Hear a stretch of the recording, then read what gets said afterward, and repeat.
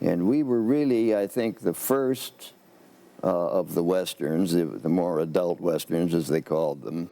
And Spicer, you can either walk back, or about 5 minutes from now, you can start crawling if you're still able to move. You've seen him as the fearless martial on, but James' real life was far more complicated. From an abandoned house that still holds memories, to quiet heartbreaks with his family, to the surprising truth about the fortune he left behind. This is the side of James most people never got to see. Before that, please take a moment to subscribe to this channel so you never miss a story about your favorite Hollywood legends. James Brentwood Home. When people think of James, they usually picture Marshall from tall, fearless, always ready to stand up for what's right.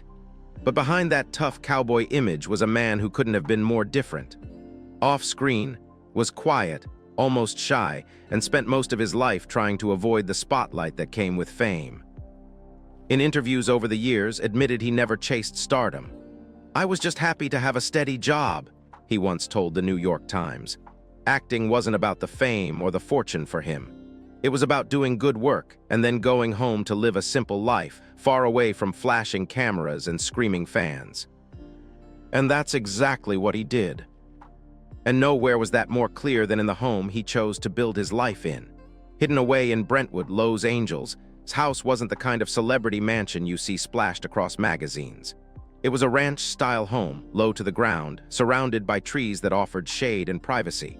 From the street, you might not even a Hollywood legend lived there. That's exactly how James wanted it. Friends who were lucky enough to visit often said the same thing: the place felt real. There was nothing fancy about it. Inside, the living room was warm and welcoming, filled with old leather chairs, thick wooden beams, and shelves lined with books and Western art. Family photos sat quietly on tables, not framed in gold, just simple snapshots of a life well lived. There was a porch out front where James loved to sit with a coffee in hand, watching the world go by without ever needing to be part of the noise. He didn't need 10 bedrooms or marble staircases. He needed peace. He needed a place where he could breathe. In an old TV Guide interview said it best, "Home isn't about showing off, it's about feeling at peace." And that's what his Brentwood home gave him, a small corner of the world where he could be Jim, not Marshall. When James passed away in 2011, the house seemed to fall into a deep, respectful silence. Neighbors said you could feel the difference. The place looked the same, but something was missing. The porch sat empty. The laughter and conversations that had once drifted out from the backyard were gone. Unlike many celebrity estates that get bought up and gutted for something newer and flashier, home stayed still, preserved by his family with quiet care. They didn't auction off his belongings to the highest bidder. They didn't turn his life into a museum. They his memory the way he would have wanted, privately, respectfully, and without making a scene. It's strange how a house can hold onto someone's spirit long after they're gone. In James' case, his home became a mirror of the man himself, strong, unpretentious, and quietly full of life even in its stillness. It stood as a reminder that you don't need fame or fortune to live a life worth remembering. You just need to know what really matters. Even during the height of his career, when he was one of the highest-paid actors on television, never changed. He didn't trade up to a bigger house or flashier cars. He didn't fill his life with expensive things. Instead, he spent his time in nature, fishing in Alaska, riding horses, hiking in the hills, anywhere he could feel like himself again. Money didn't define him, and neither did fame. In one of his last interviews, he said, "If you've got a good home, good friends, and good memories, that's all the wealth you need." And looking at the life he built away from the cameras, it's clear he meant every word. But even for a man as private as James, there's one part of his life that still leaves people curious. Who were the women who truly knew the man behind the badge? And what was the real story behind his hidden love life? Let's take a closer look at the love and heartbreak James has kept away from the cameras. Inside the love life of a Western legend. James was the kind of man people imagined riding off into the sunset alone, strong, silent, carrying the weight of the world on his broad shoulders. But behind that tough cowboy image was someone who, just like anyone else, longed for connection, love, and a real home. His love life was not filled with flashy romances or Hollywood scandals.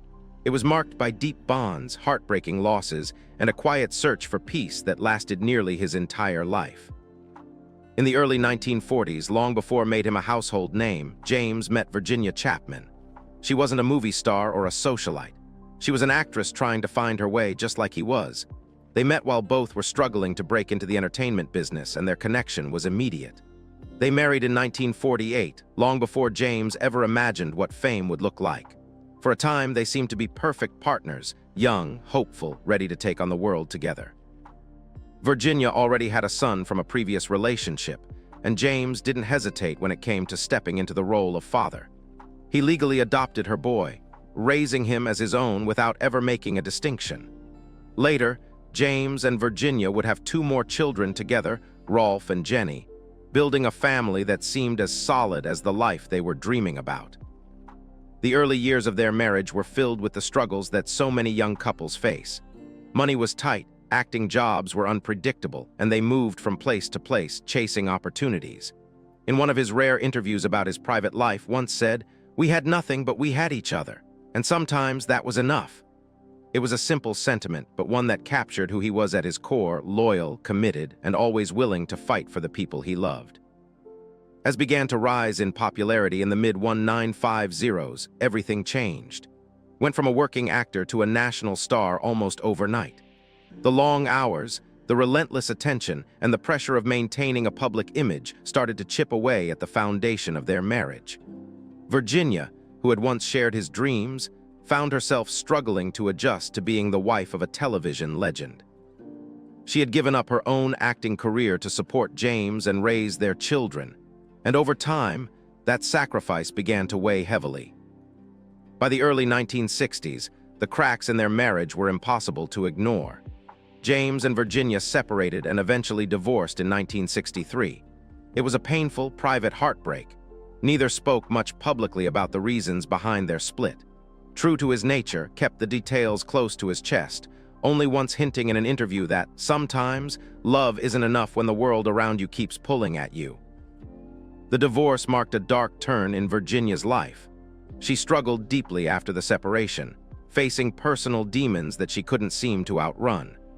Tragically, Virginia Chapman passed away in 1976, and though James had by then, those close to him said he carried a quiet sorrow for the woman he had once built a life with. For many years after his divorce, James stayed out of the spotlight when it came to relationships. He focused on his children, his work, and his private love for the outdoors. But life had one more love story in store for him, a quieter, steadier kind of love that arrived when he least expected it.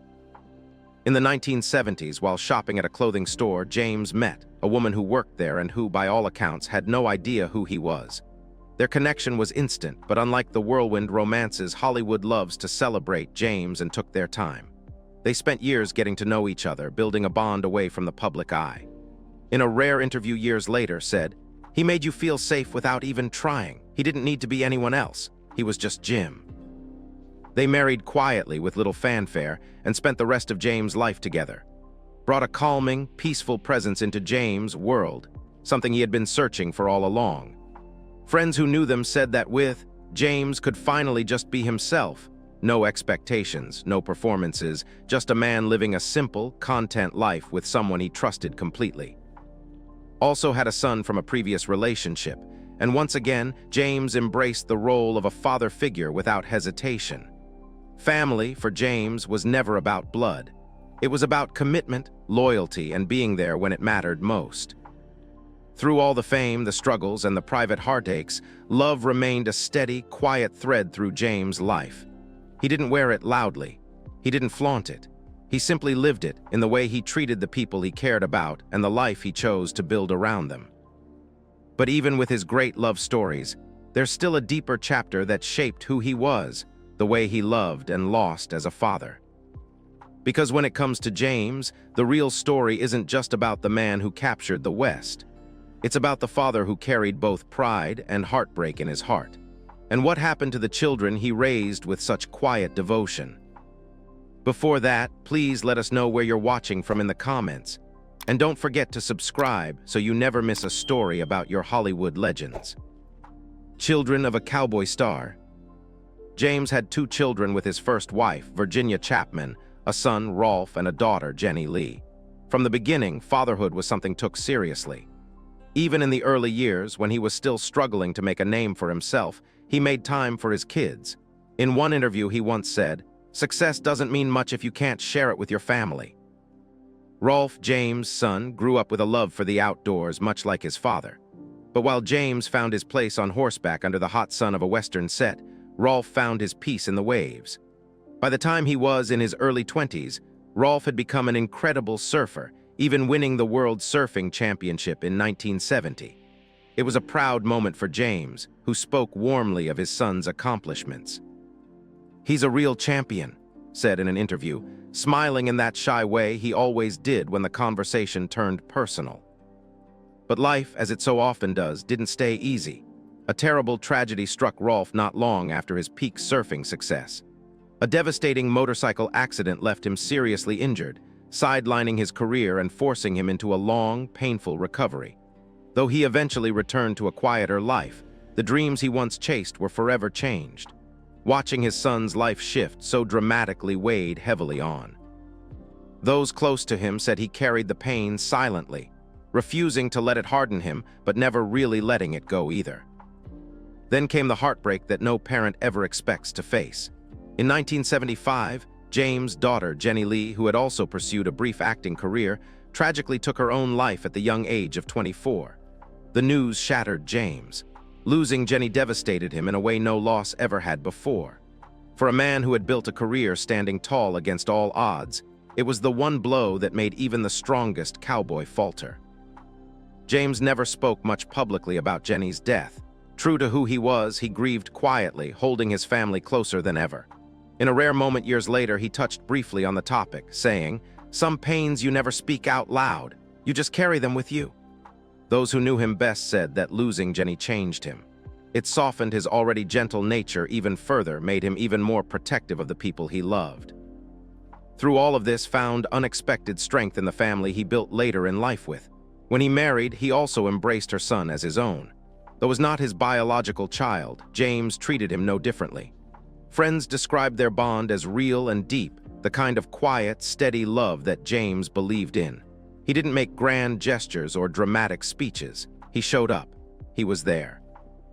And in the quiet way he had always lived, he built a new family around him, one rooted in loyalty, patience, and deep, lasting love. Even in his later years, when most people knew him only as a towering figure from black and white TV screens, James was, at his core, simply a father. A man who had known tremendous pride and unbearable grief, and who carried both with grace. His relationships with his children, the ones he raised, the ones he lost, and the ones he welcomed into his heart, painted a fuller picture of a man who rarely let the world see past the surface. James didn't live a life free from pain. He lived a life where love and loss walked hand in hand. And through it all, he never stopped standing tall, not because he was fearless, but because he loved too much to ever give up. But even the strongest souls eventually faced their final ride. What really happened in those last quiet days of James' life? And how did the world say goodbye to the man who had stood so strong for so long? Let's step into the final chapter of this Western legend's story. The day the West fell silent. James spent most of his life standing tall on screen and off. For decades, he was a steady, comforting presence in millions of living rooms, playing Marshall with a quiet strength that felt as real as the man himself. But on June 3, 2011, the world lost that steady figure. At the age of 88, James passed away peacefully at his longtime home in Brentwood, Los Angeles, and for many fans, it truly felt like the end of an era, like the West itself had fallen silent. There was no grand announcement, no media circus outside his home. True to his nature, chose to leave this world in the same way he lived much of his life, quietly, with dignity, and surrounded by the familiar walls that had given him peace for so many years. Family members said he had been in declining health for some time, but even in his final days, he faced it all with the same quiet courage he had carried through every chapter of his life. One of the most touching things about passing was that he had thought about his fans long before the end came. Years earlier, he had written a heartfelt letter to be released only after his death, a final goodbye to the people who had supported him through decades of television history. In the letter, he thanked his audience for their loyalty, their kindness, and their decades of devotion to and to him personally. I wanted to take this time to thank all of you for the many letters, cards, and gifts I've received over the years, the letter read. I have been blessed with a wonderful life, and I wanted you to know how much I have appreciated all the kind thoughts over the years.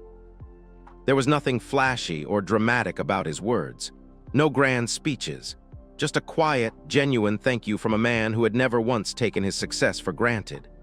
Fans who read the letter after his passing described it as deeply moving, a rare glimpse into the heart of a man who had spent most of his life avoiding the spotlight. The reaction from the public was immediate and emotional, had been off the air for decades, but the love for James had never faded. Tributes poured in from across the country and around the world. Fans shared stories of growing up watching him, of how he made them feel safe during uncertain times. Fellow actors, including those who had once worked with him on the set, spoke of his kindness, his humility, and his incredible work ethic. Many people pointed out that while he had played a fictional lawman, he had become a very real hero to millions.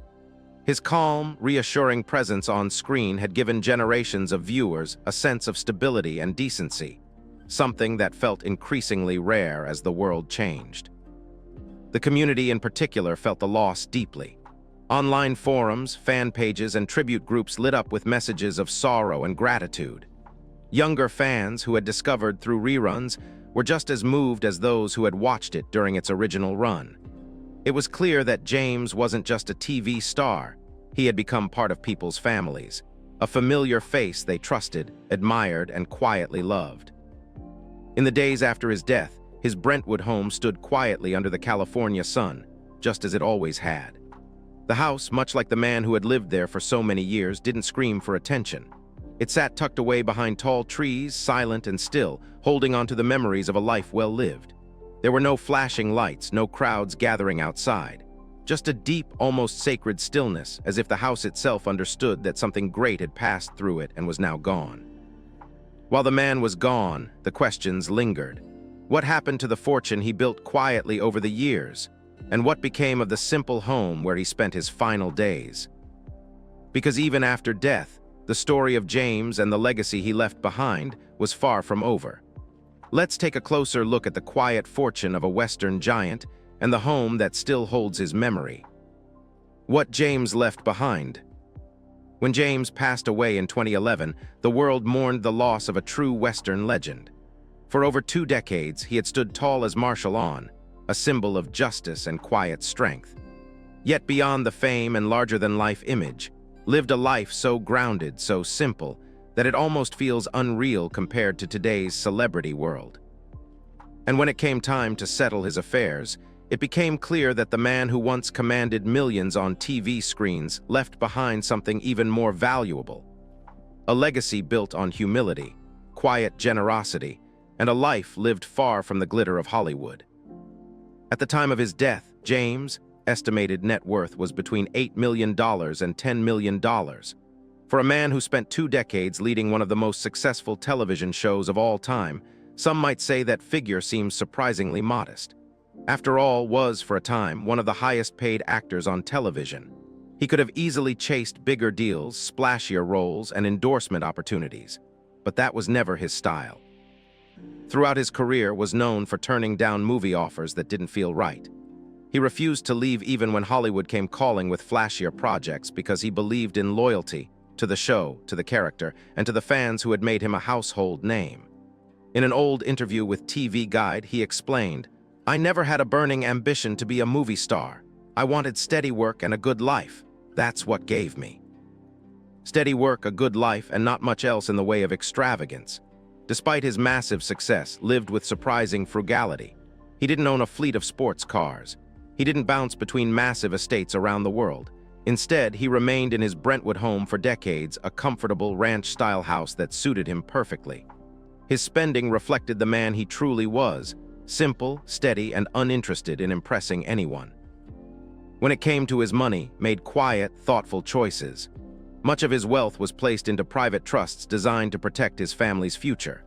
He didn't splash his name across foundations or make grand public gestures, but behind the scenes, he supported several charitable causes, particularly those tied to veterans and outdoor conservation, two things he cared deeply about. Having served in World War II and having been seriously wounded during the Battle of Anzio, carried the scars of that service throughout his life. Helping veterans and promoting the protection of wild lands became personal missions, even if he rarely spoke about them publicly. In conversations with close friends and family members after his passing, it became clear that he had arranged his finances with care. His children, Rolf and were both provided for. He had taken steps to ensure that the love of his later years would be comfortable and secure. And perhaps most telling of all, there were provisions made not just for his immediate family, but for the long-term maintenance of the home and memories he left behind. Unlike many Hollywood estates that dissolve into lawsuits and bitter fights, James' affairs were settled quietly, peacefully, a true reflection of the life he led. His modest fortune might not have made headlines, but for the people who knew and loved him, it was more than enough. What's most remarkable about is how little he seemed to care about the traditional measures of success. In a rare and honest interview with the Los Angeles Times, he once said, "I figure if I've got a good roof over my head, a place to put my boots, and someone to share it with, that's about as rich as a man can get." And he lived exactly that way. Even at the peak of his fame, preferred fishing trips in Alaska over red carpet events. He would rather spend a weekend fixing a fence on his property than attending a Hollywood gala. When he wasn't working on, he was often off the grid entirely, reconnecting with nature, family, and the quieter parts of life that mattered to him. Fans might be surprised to learn that even his memorabilia, things that could have fetched small fortunes at auctions, were treated with little fanfare. Many of his personal items stayed within the family, never put on display for profit. Wasn't interested in building a shrine to his career. He was interested in living a good life, and when that life came to an end, he wanted to leave it with dignity, not drama. In the years following his death, the industry continued to honor his impact. His star on the Hollywood Walk of Fame remains a pilgrimage site for Western fans. Reruns still air, introducing new generations to the quiet power of Marshall. But for those who knew James best, his true legacy had nothing to do with fame or money. It was about loyalty, humility, and the simple, steady way he lived his life. His Brentwood home, too, became a symbol of that quiet legacy. Left standing just as it had been, surrounded by the same towering trees, the same modest driveway, the same unassuming front porch where he once sipped his coffee, the house became a living memory of the man who had called it home for so long. Not a museum, not a shrine, just a house steady and humble like himself. James didn't leave behind a flashy empire or endless headlines. He left behind something much rarer, a quiet example of how to live with honor, how to build a life that matters not because of how loud it is, but because of how deeply it is felt. But even as we remember what James left behind, another question lingers in the shadows of his empty home. After all the battles he fought, on screen and off, what personal battles did he face in his final days? And how did the world finally say goodbye to the man who once stood taller than anyone else? James never chased fame, even when it chased him. While the world saw a giant, a hero riding tall across the television screens, quietly built a life rooted in simple, lasting things. Family, honesty, and peace mattered more to him than flashing lights or crowded red carpets. In the end, his greatest achievement wasn't his stardom. It was the quiet dignity with which he lived, and the lasting echo of a life lived true. What's your favorite memory of James? Let's honor him in the comments. And if you love hearing the real stories behind the legends, make sure you subscribe.